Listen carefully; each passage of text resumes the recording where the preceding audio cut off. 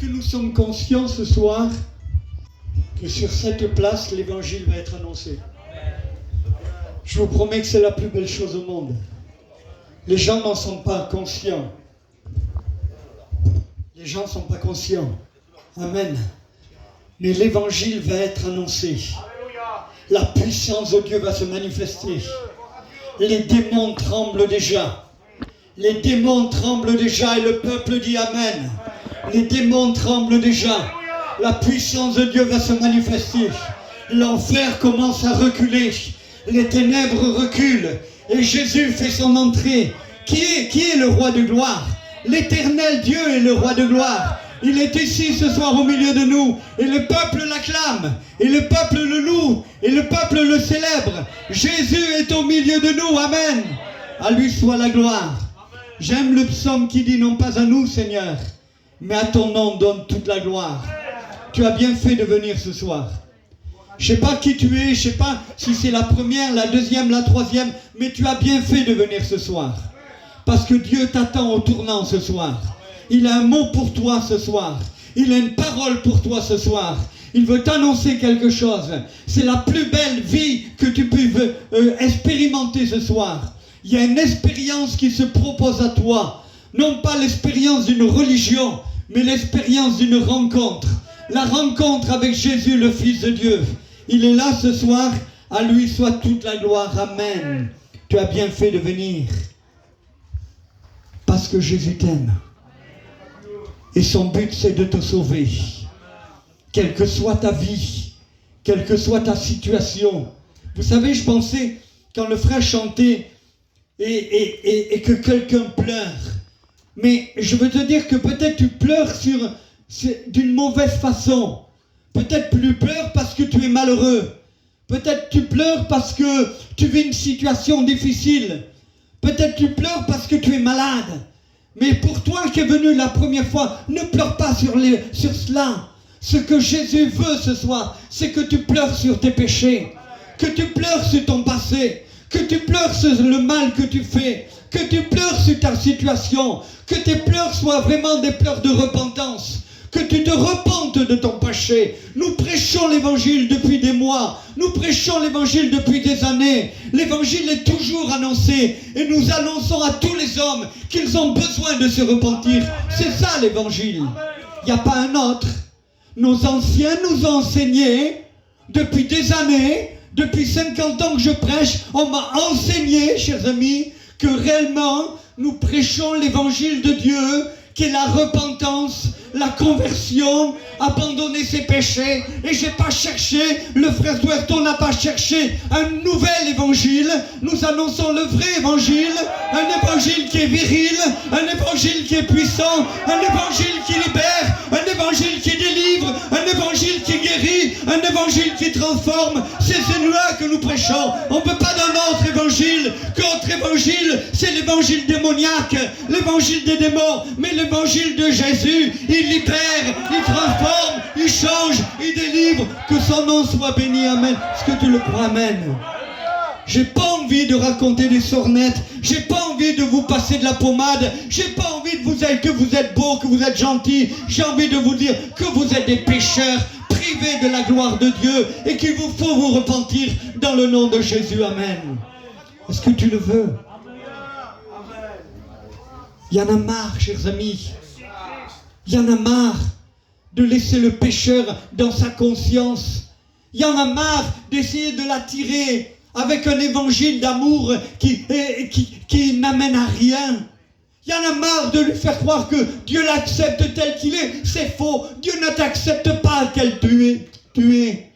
Dieu aime l'humanité, tous les hommes. Dieu aime tous les hommes, mais il y a haï ton péché.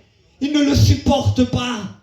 Jamais, c'est ça qui est important, qu'il faut comprendre. Non, Dieu n'aime pas le pécheur. Il n'aime pas l'homme qui pêche. Il n'aime pas. Il aime tous les hommes, car Dieu a tant aimé le monde qu'il a donné son Fils. Il aime tous les hommes, mais il hait ce que tu fais. Et ce soir, ta position, il ne la supporte pas. Il a hait ta position. Il ne peut pas l'accepter. Tu vis dans le péché. Et jamais tant que tu n'es pas conscient que tu es un pécheur, tu n'aboutiras à rien. Il faut que tu prennes conscience. que tu es un pécheur.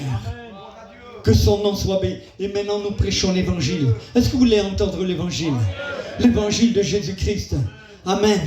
Dans le livre de Matthieu au chapitre 16. Ouvrez la Bible avec moi, ouvrez la Bible. Vous savez, la seule chose qui convainc, c'est la parole de Dieu. C'est pas Dominique, c'est pas Tuerto, c'est pas Bello, c'est la parole de Dieu qui convainc. Alléluia. Je crois en la parole de Dieu. J'ai foi en la parole de Dieu. J'ai confiance en la parole de Dieu. J'espère en la parole de Dieu. Je vis la parole de Dieu. Elle est en moi, je la vis, je la vis, je la vis. Elle est la vie, elle est la vie. Est-ce qu'elle est la vie pour toi ce soir? Je veux qu'elle soit la vie pour toi. La parole de Dieu est esprit et vie. Alléluia. Elle n'est pas venue pour t'écraser. Elle n'est pas venue pour te détruire. Elle n'est pas venue pour te condamner. Jésus lui-même a dit, va à la pécheresse, je ne te condamne pas. Elle n'est pas venue pour te condamner, mais elle est venue pour t'éclairer. Elle est venue pour te révéler. Elle est venue pour éclairer tes yeux, pour te sortir des ténèbres et te faire comprendre ta position, que sans Dieu tu ne vaux rien, que sans Dieu tu es perdu. Que sans Dieu, tu vas en enfer. Excuse-moi de te blesser ce soir, mais c'est la vérité. Sans Dieu, tu vas directement en enfer. Tu as besoin d'un sauveur. Tu es en train de te noyer. Tu es en train de plonger dans les ténèbres. Tu es en train de te laisser envahir par tout un tas de démons et de mauvais esprits. Il faut que tu cries ce soir. Il faut que tu invoques Dieu ce soir. Il faut que tu le réclames ce soir. Parce que la Bible nous dit, quand le malheureux crie, l'Éternel entend. Et le délivre, et le délivre, et le délivre, et le délivre de tout. Alléluia. Que son nom soit béni. Amen. Le texte que je voulais, je vais peut-être y arriver, hein. Le texte que je voulais lire, chapitre 16 de Matthieu, verset 13.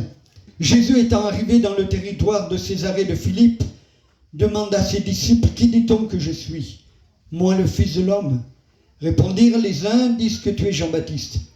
Les autres Élie, les autres Jérémie ou l'un des prophètes. Et vous, leur dit-il, qui dites-vous que je suis? Simon-Pierre répondit, tu es le Christ, le Fils du Dieu vivant, que son nom soit béni. Amen. Est-ce que vous croyez que Jésus prenait de l'importance à ce qu'on pense de lui?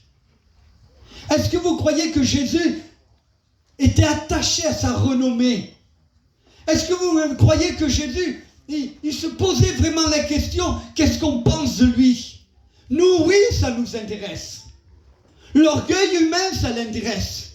On veut savoir ce qu'on pense de nous. On veut savoir, on veut que les gens nous regardent. On veut que les gens nous respectent. On veut être respecté en tant que gitan, on veut être respecté. On compte à notre renommée. On compte à ce que nous sommes. Même s'il faut faire semblant, on va faire semblant. Mais on veut qu'on nous respecte. On veut qu'on fasse attention à nous. Quand on passe devant les gens, on veut qu'ils disent « Waouh, ça c'est un homme !» On veut ça. On veut une renommée. Jésus n'a pas besoin de renommée. Parce qu'elle est déjà faite. Elle est déjà créée. Un mot de lui et sa renommée est faite, chers amis. Il n'a pas besoin. Et chers amis, il dit, mais qui dit-on? Il veut les amener à quelque chose de particulier. Il veut les amener à une révélation. Et ce soir, l'homme naturel ne peut pas comprendre les choses de Dieu. Il lui faut une révélation. Et nous prions, nous et l'Église, et les frères serviteurs doivent prier ce soir, afin que vous receviez une révélation. La révélation de Jésus-Christ. La révélation d'une personne. Alors certains disent que tu es Jean-Baptiste. Pourquoi Jean-Baptiste? Pourquoi il ressemblait à Jean-Baptiste? Pourtant il n'était pas habillé pareil. Jean-Baptiste était habillé de poils de chameau, il se nourrissait de sauterelles, et lui il était habillé comme tout le monde, il vivait comme tout le monde. Mais on a traité Jean-Baptiste de fou furieux. Mes chers amis, on a traité de Jésus de Belzébul. Et il y en a ce soir des Belzébulés. Mais on l'a traité de ça. Mais pourtant, l'un et l'autre, ils avaient le même message. Ils avaient le message que les prophètes avaient. Ils avaient le même message qui existe. Repentez-vous, il disait. Repentez-vous. La puissance de l'évangile, la puissance de la nouvelle naissance se retrouve dans cette seule chose, la repentance. Il n'y en a pas d'autre. Il n'y en a pas d'autre. C'est la repentance. Repentez-vous. Amen. Et convertissez. Convertissez-vous. Changez de voie. Faites demi-tour. Acceptez. Changez. Mettez votre foi en action. Acceptez. Il avait le même message. Un message de puissance. Pourquoi il dit? Car le royaume de Dieu vient. Il y a quelque temps, écoutez bien ce que je vais vous dire ce soir. Je ne crois pas aux rêves. Je ne suis pas un garçon qui croit aux rêves. Les rêves, ça m'énerve. Vous avez des chrétiens qui rêvent toute la journée. Moi, j'aime pas les rêves. Mais un matin, je me réveille. Et j'entends cette parole forte dans mon cœur. Mais je ne voulais pas une parole qui vienne d'ailleurs. Je veux une parole qui existe déjà. Ézéchiel 33:3. Sonne de la trompette. Avertis mon peuple. Et c'est le message pour nous aujourd'hui. C'est le message. Nous vivons des temps. Nous vivons des temps où les hommes mesurent leur force à la bombe atomique. On parle partout, en Iran, partout, dans tous les pays. La force, les États-Unis, la force, la bombe atomique. Et les gens sont puissants, ils sont forts. Qu'est-ce que nous sommes, nous, à côté? Des petits chrétiens de rien du tout. Des petits chrétiens, chers amis, qui simplement ont une petite foi dans leur cœur. Et encore avec des hauts et des bas. Mais chers amis, nous avons quelque chose de puissant. Et Jean-Baptiste était puissant. Et Jésus était encore plus puissant. Parce qu'il prêchait le vrai évangile. Il prêchait une puissance de Dieu. Il prêchait quelque chose qui est plus fort que la bombe atomique. C'est l'évangile de Dieu. C'est une puissance pour le salut de quiconque croit. Ne périsse pas, mais qu'il ait la vie éternelle. Il faut croire à l'évangile. C'est l'évangile de puissance. C'est le tsunami de Dieu. Comment ça se fait, chers amis, que des milliers et des milliers et des milliers d'hommes, depuis des années, bientôt 2000 ans, sont en train de se chavirer, sont sortis du péché, deviennent des nouvelles créatures, changent et viennent à Jésus. Pourquoi? Parce que l'évangile est une puissance. L'évangile est une puissance. Quand l'homme prêche, chers amis, de tout son cœur, oh, peut-être comme moi, peut-être plus faible, peut-être plus fort, mais quand il prêche, les démons tremblent, chers amis. Quand il prêche, il y a une puissance qui se manifeste. Comme Jean-Baptiste, comme Jésus. Alors tout le monde disait, c'est peut-être Jean-Baptiste. Il y en a d'autres qui disaient, et les autres pensent que tu es Élie. Pourquoi Élie? Parce qu'Élie était puissant aussi. Élie était puissant. Élie avait cette particularité, c'est qu'il haïssait ceux qui désobéissent à Dieu.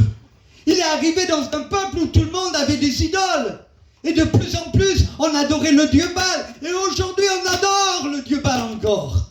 Les gens n'ont pas changé. La mentalité est toujours la même. Ils adorent ce qui leur plaît. Ils adorent ce qu'ils convoitent. Ils adorent ce que le ciel voit. Ils adorent ce que le monde propose. Le monde est menteur. Le monde est menteur. Ce qu'il te propose, c'est la poudre aux yeux. Ça ne marche pas. Ça n'ira jamais. C'est un peu de drogue qui te font rêver. C'est un peu de rêve qui te chamboule pour un temps. Mais ça n'existe pas. Ce que Dieu dit, c'est vrai. Ce que Dieu annonce, c'est vrai. Et cher ami, ce qui peut trancher contre le mensonge, c'est la vérité. Et Jésus est la vérité. Il est le chemin. Il est la vérité. Il est la vie. Que son nom soit béni. Amen. Qu'est-ce qui se passe? Tu es Élie. Élie se propose. Parce qu'il a cette haine du péché en lui. Il ne supporte pas le péché. Il ne supporte pas le péché. Alors, il réunit tous les prophètes, 450 prophètes, il les réunit, il fait un sacrifice. Et vous connaissez l'histoire. Et là, il offre son sacrifice. Et le feu de Dieu descend. Que son nom soit béni. Amen. Il défie que son nom soit béni. Il a cette puissance.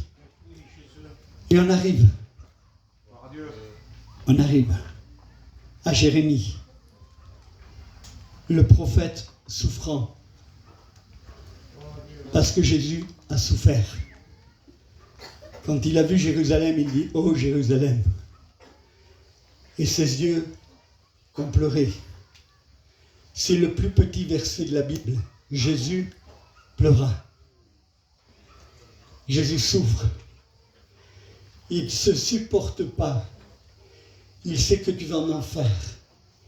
Il y a en lui, excuse-moi l'expression, elle est biblique, des entrailles de miséricorde. Si tu savais ce soir comme il aimerait te voir tomber à genoux. Si tu savais ce soir combien il pourrait t'attirer avec des cordages d'amour. Si tu savais ce soir comme Jérémie, point que Jérémie a tellement souffert qu'il a écrit un livre a été écrit, les lamentations de Jérémie. Il se lamentait avec le peuple, il disait ce peuple a désobéi. Et cher ami, le péché c'est quoi? C'est pas toute une liste, ne fais pas, ne touche pas, non. Le péché c'est la désobéissance à Dieu. Amen. Si tu désobéis, chers amis, et la Bible nous dit que le monde est rentré dans la désobéissance à cause d'Adam, mais à cause de Jésus, le monde est rentré dans l'obéissance. Que son nom soit béni. Amen. Et Jérémie pleurait et il voyait le peuple dans le péché. Et Jésus était attristé de la même manière. Il y a une tristesse. Gloire à Dieu. Amen. On va y arriver. Amen. Gloire à Dieu. On va aller plus loin. Et vous, qui dites-vous que je suis? Amen. Et là, Pierre se lève. Que je l'aime, le Pierre, Seigneur. Il est là de chaud, mon Père. Seigneur, qu'il est bon. Qu'il est bon, Pierre. Alléluia. Il est bon. Tu es le Christ, le Fils de Dieu vivant. Amen. Si tu confesses, amen, avec la bouche que le Seigneur, si tu le confesses le Seigneur avec la bouche, amen, et que Christ l'a ressuscité, qu'il est ressuscité d'entre les morts, tu seras sauvé. Et c'est ce que nous voulons ce soir. C'est que tu arrives à confesser que Jésus-Christ est Seigneur et qu'il veut régner sur ta vie. Amen. Et cher ami, là il confesse de tout son cœur et Jésus lui fait cette réponse: tu es heureux. Oh, tu es heureux. Moi je m'attendais qu'être heureux c'était avoir une belle voiture, une belle maison, amen, un beau commerce, avoir en pleine santé. Je croyais que être heureux c'était ça. Et vous aussi, vous faites tout dans le monde pour être heureux. Comme l'a témoigné le garçon, il cherchait de l'argent pour être heureux. Parce qu'il croyait que ça allait le rendre heureux. Mais Jésus a une notion du bonheur qui n'est pas la nôtre. Jésus a une notion du bonheur qui nous échappe. Non, le vrai bonheur, je te l'annonce à toi qui es là pour la première fois dans ta drogue. Peut-être avant de venir, tu t'es piqué parce que tu n'en pouvais plus, tu étais au bord, tu allais tout lâcher. Et peut-être quelqu'un t'a invité, tu dis, mais qu'est-ce que je vais faire là-bas? Dieu t'appelle. Amen. Alléluia. Tu es heureux, Simon. Pourquoi? Parce que ce n'est pas la chair et le sang qui t'ont révélé cela, mais c'est mon Père qui est en haut dans le ciel. Ce soir, nous prions le Père, au nom de Jésus-Christ, qui te révèle le Fils. Jésus a dit ces paroles: celui qui m'a vu, a vu le Père. Ça vous suffit. Ne cherchez pas à atteindre quelque chose que vous ne pourrez jamais atteindre. Rentrez avec Jésus. Regardez Jésus. Écoutez Jésus. Lisez Jésus. Parlez avec Jésus. Lisez les paroles de Jésus. Nourrissez-vous des paroles de Jésus. Mangez de Jésus. Celui qui mange ma chair et boit mon sang a la vie en lui-même. Mangez de Jésus. Lisez sa parole. Dévorez sa parole. Cherchez dans sa parole et vous le trouverez. Oui, celui qui le cherche de tout son cœur, il va se laisser trouver. Amen. Tu as besoin de cela pour recevoir une vraie révélation. J'aime quand l'apôtre Paul disait: je sais en qui je crois. Ce n'est pas les autres qui me l'ont raconté. Ce n'est pas les autres. Chers amis, je dis une chose et je la dis souvent, écoutez-moi bien. Celui qui a vu ne peut pas revenir en arrière. C'est impossible. Ce que j'ai vu, non? Si vous avez vu, vous ne pouvez pas revenir en arrière. C'est impossible. Vous l'avez vu. Si tu vois Jésus, tu ne pourras plus jamais revenir en arrière. Ne te contente pas d'une petite religion. Ne contente pas, chers amis, simplement de se satisfaire ta conscience en disant: bon, mais moi, c'est pas grave, je donne 100 balles à un pauvre. Mais tu ne vas pas gagner le ciel avec ça. Je suis gentil, moi je suis gentil, je fais de mal à personne. Écoute-moi bien, dresse ton oreille. Il y aura des gentils en enfer. Il y aura des gentils en enfer. Mais pourtant, j'ai rien fait de mal, Zinda, pauvrette. Viens à Jésus. Dis-lui, Jésus, je veux te rencontrer. Excusez-moi, tant pis, je parle un peu de moi, un tout petit peu. Hein. Vous savez, je fais attention à mon témoignage. J'ai toujours peur de témoigner maintenant. Et je préfère parler du moment où je l'ai rencontré que de mon passé. Parce que mon passé, après tout, le monde, on est tous pareils, vrai ou faux? On a tous vécu dans le péché. Il n'y a aucune gloire. Il y en a qui tirent gloire de leur passé. Non, pas moi. Je veux plus, je veux plus, je veux plus. Ma gloire, je veux la tirer en Jésus. Je veux plutôt que sa gloire, il la tire en lui-même. Et je veux être là. Mais ce 31 juillet 1974, vous n'étiez pas nés. Amen. Dans ma chambre, je me suis mis à genoux. Et j'avais besoin de plus d'une religion. Puisque je vivais dans l'église évangélique à Mont-de-Marsan depuis 5 ans.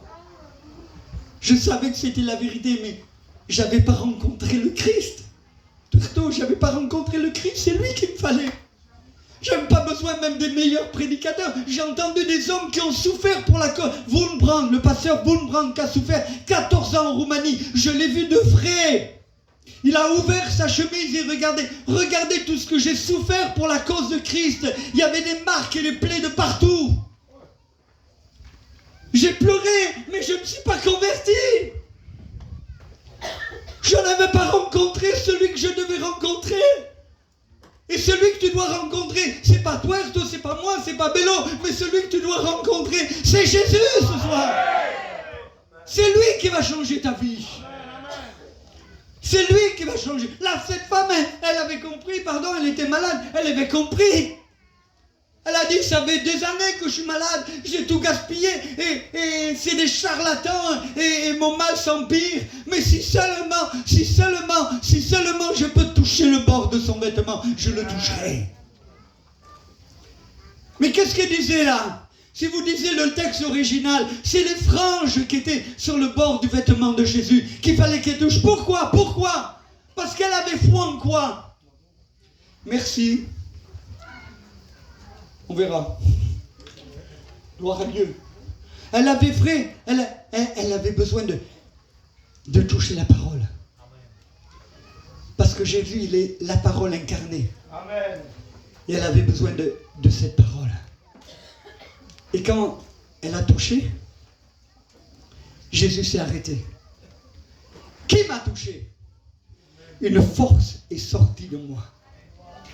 Quand tu t'approches de Jésus et que tu touches Jésus, une force sort de lui et te pénètre. Si tu es à terre, tu te relèveras.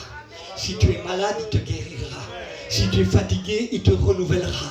Si réellement tu touches, cher ami, je n'ai qu'un moyen. Je ne suis pas celui qui voit Jésus tous les jours. Je suis pas, mais il m'a laissé ça. Alléluia. Et je veux la dévorer. Je ne veux pas me lever le matin et partir sans l'avoir lu. Je ne veux pas me lever le matin et faire quoi que ce soit avant. Tant pis, je me réveillerai 1 heure avant s'il faut, 1 heure avant. Mais je veux la lire, j'en ai besoin. C'est mon pain, c'est ma nourriture, c'est ma source de vie. J'ai besoin de la lire, j'ai besoin de la comprendre. J'y comprends rien. Il y a des fois, j'y comprends rien. Comme vous, j'y comprends rien. Mais je dis, Seigneur, inspire-moi. Qu'est-ce que disait David? Psaume 119, je serre ta parole sur mon cœur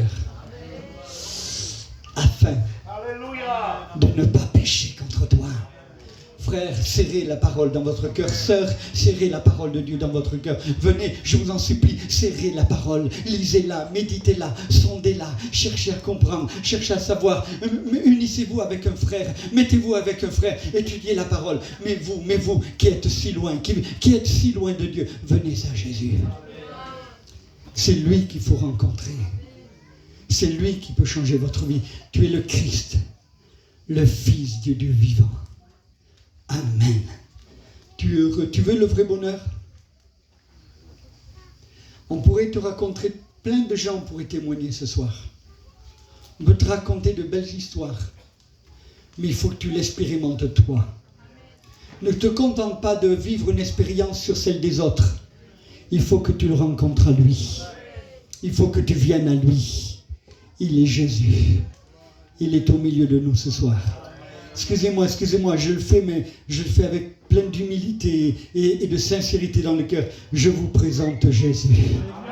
Il est là ce soir. Il est là. Amen. Est-ce que vous voulez le louer ce soir? Est-ce que vous voulez le louer? Commencez à le louer, commencez à le bénir. Amen. Je vous présente Jésus. C'est lui qui est là. C'est lui qui est capable de vous sauver. C'est lui qui est capable de vous délivrer. C'est lui qui fait des choses extraordinaires. Je n'ai pas besoin, chers amis, d'un beau discours, mais à une seconde. Comment est-ce possible? Quand il a été à la croix, et que là, où son sang coulait de son front, de sa couronne d'épines, où son dos déjà était tout ensanglanté, il était défiguré. Et là, il y a deux brigands côte à côte qui l'insultent. Il insulte et d'un seul coup, il y en a un qui fait comme s'il se passe quelque chose dans son cœur. Il dit à l'autre, arrête, c'est normal ce qu'on vit. Il faut que tu acceptes, si aujourd'hui tu vis dans le malheur et que tu vis dans le péché, c'est normal. Parce que l'homme récolte ce qu'il sème.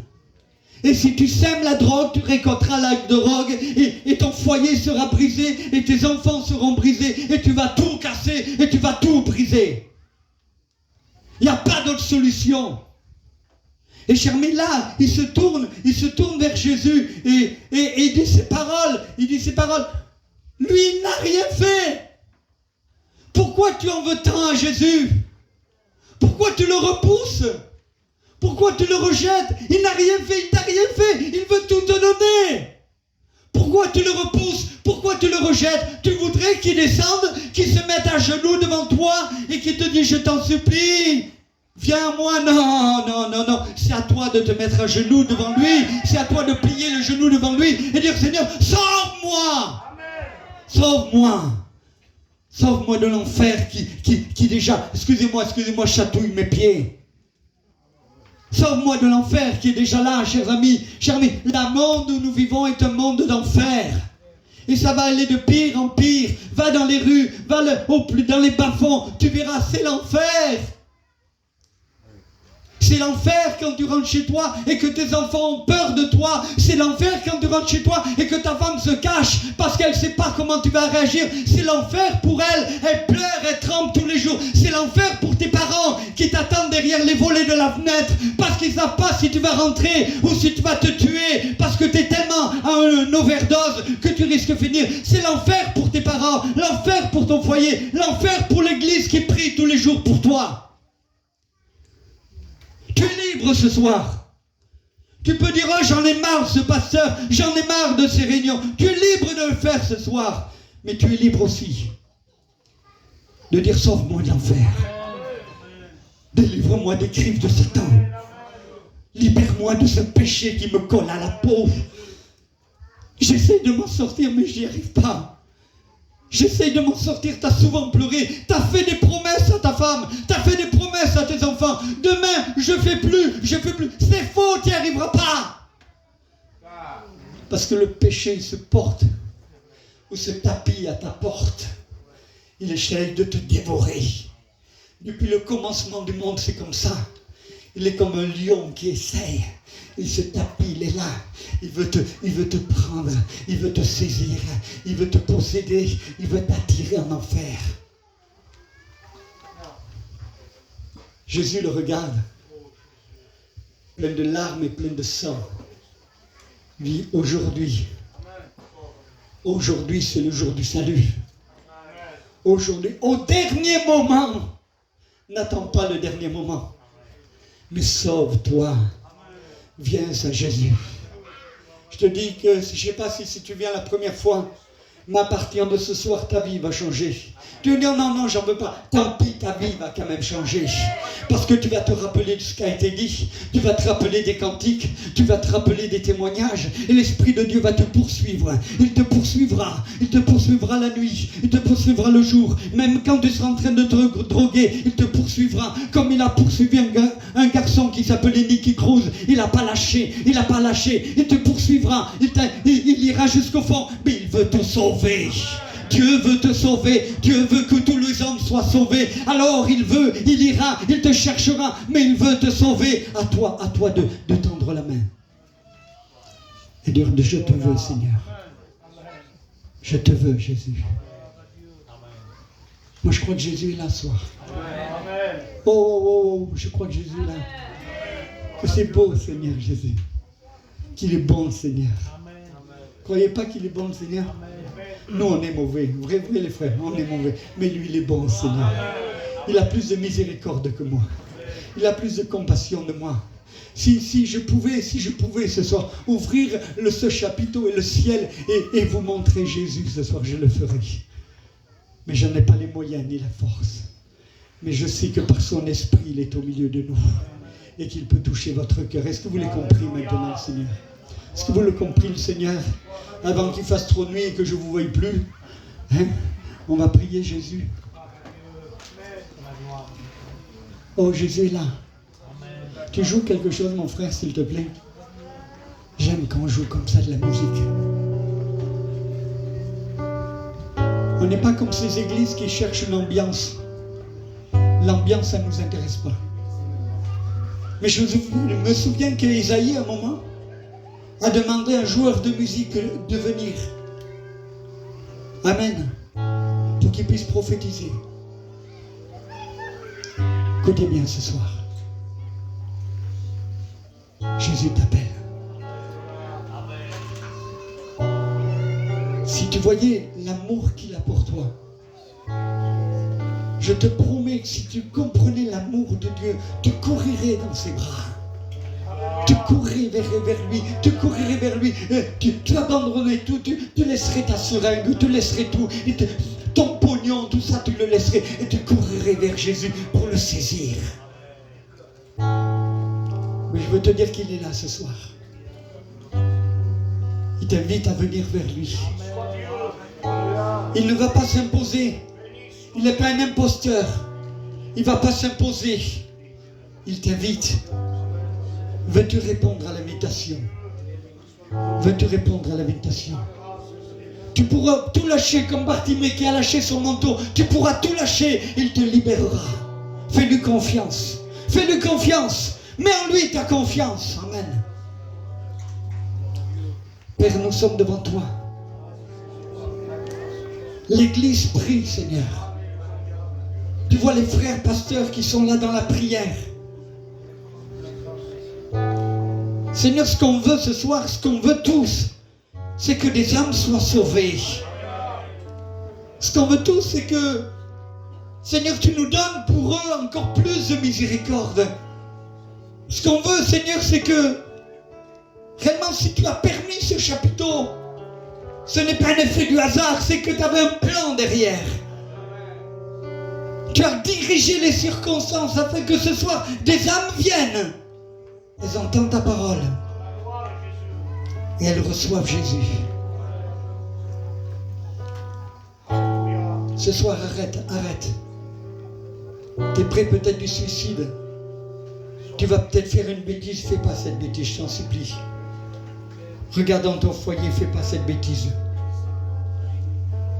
Peut-être que tu vas aller plus profond dans la drogue, mais fais attention, ça peut être la dernière dose et ça peut être plus terrible. Tu cherches à cacher ta double vie, mais un jour ce que tu caches sera révélé. Et tout le monde le sera dans le quartier et tu seras à la risée de tout le monde. Abandonne ce péché ce soir au nom de Jésus. Amen. Si tu crois que les hommes ne te voient pas, si tu crois que ta femme ne te voit pas, si tu crois que les pasteurs ne te voient pas, sache qu'il y a un Dieu dans le ciel qui a les yeux braqués sur toi.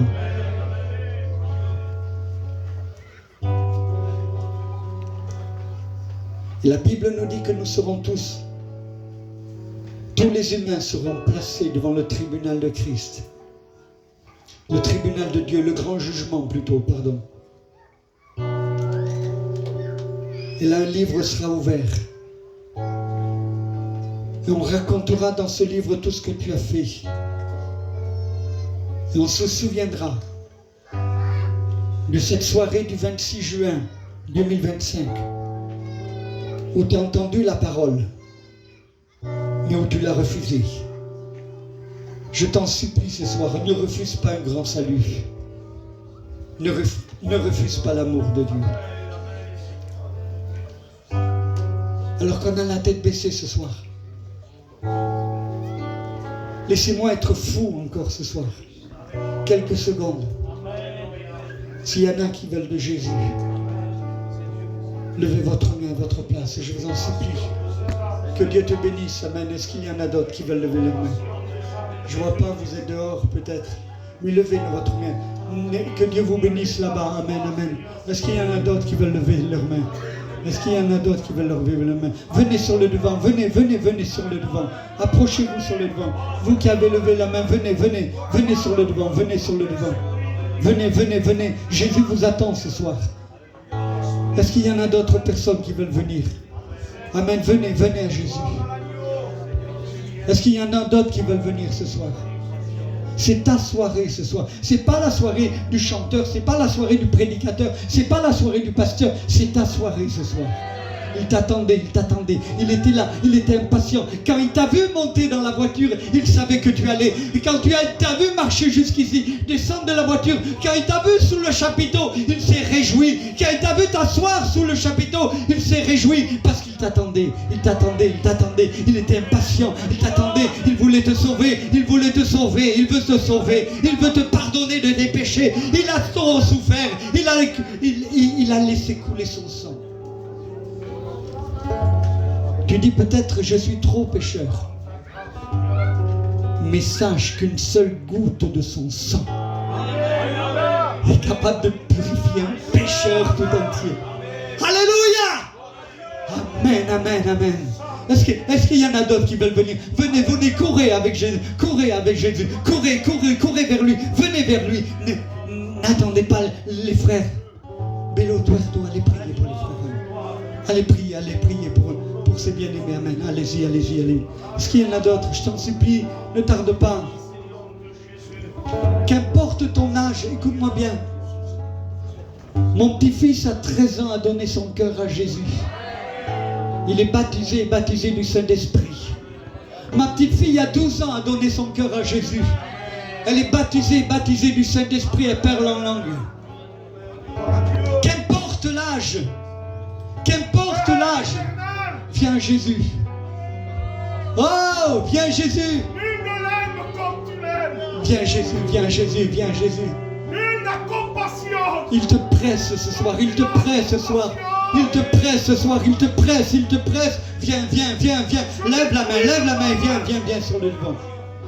Je détruis les ténèbres. J'ordonne au nom de Jésus. Au nom de Jésus.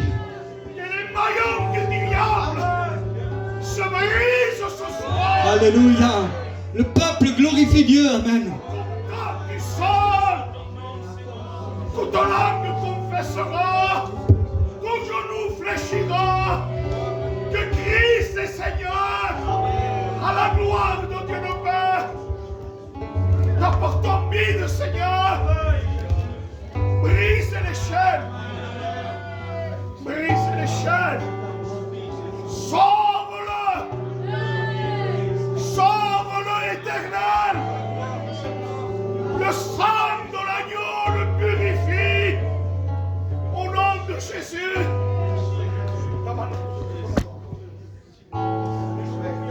Au nom du Christ, merci Jésus. Alléluia. Merci Jésus. C'est vrai, Père, c'est vrai. Tu es bon, Jésus.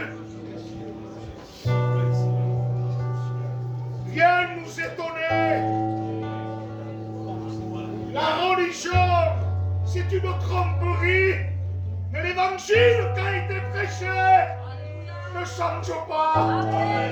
Elle transforme les vies. Viens nous étonner qu'il ne soit plus le même. Que ce soit l'opération de la croix, que ce soit l'opération du Saint-Esprit, brise son cœur au nom de Jésus. Alléluia. Gloire à Dieu.